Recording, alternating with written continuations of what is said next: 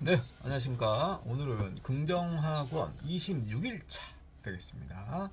오늘은 12월 13일 금요일입니다. 자, 오늘은 긍정학원 외치기 전에 칭찬에 대해서 한번 얘기해 보려고 합니다. 일단 어떤 책이냐면 양에 집중하라.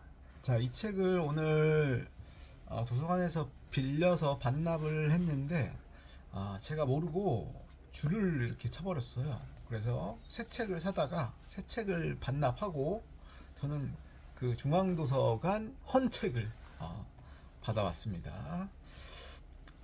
그래서 한쪽 줄 쳤는데 그래도 어쩔 수 없죠.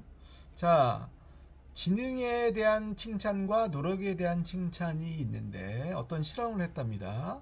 첫 번째 시험에서 이제 학생들에게 절반은 정말 똑똑하구나와 같이 지능에 대한 칭찬을 하고 나머지 절반은 정말 애썼구나와 같은 노력에 대한 칭찬을 했다고 합니다. 그리고 아이들은 두 번째 시험을 치렀습니다. 그래서 어려운 시험과 쉬운 시험을 아이들에게 제시하고 선택할 수 있도록 했고, 노력에 대한 칭찬을 받은 아이들은 90%가 어려운 시험을 선택했고, 재능에 대한 칭찬을 받은 아이들은 66%가 쉬운 시험을 선택했다고 합니다. 재능에 대한 칭찬을 받은 아이들의 3분의 2가 어려운 시험보다는 쉬운 시험을 선택한 것이었습니다. 세 번째 시험은 똑같이 다 어려웠습니다. 그런데 지능에 대한 칭찬을 받은 아이들과 노력에 대한 칭찬을 받은 아이들의 반응은 완전히 달랐습니다. 노력에 대한 칭찬을 받은 아이들은 어려운 문제를 반겼고 굉장히 깊게 몰두했습니다. 심지어 몇몇 아이들은 그 문제를 풀기도 했습니다.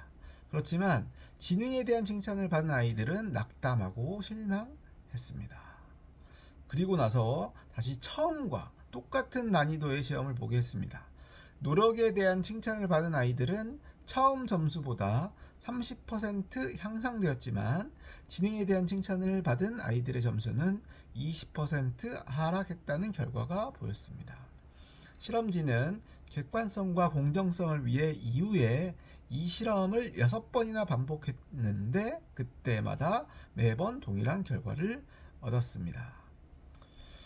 자, 그들의 지능은 고정된 것이 아니라 그들 스스로 발달시킬 수 있죠. 그리고 재능이나 지능 자체를 칭찬하는 것은 상당히 위험할 수 있다는 겁니다.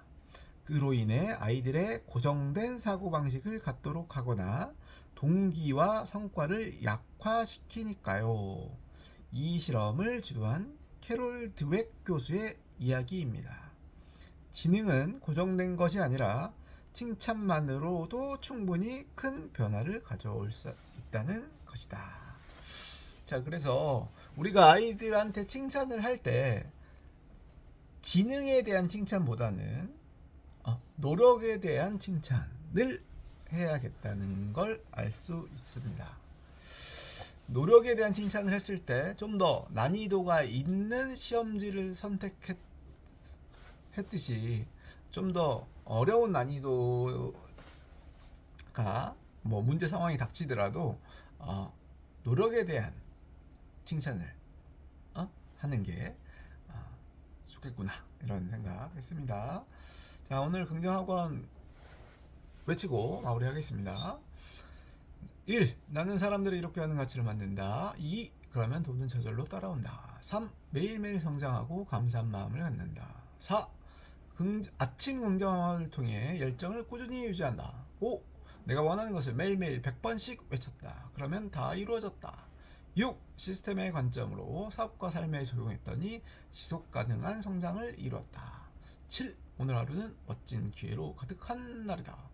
8. 나는 무조건 된 알이다. 그리고 증명한다. 감사합니다. 26일차 성공!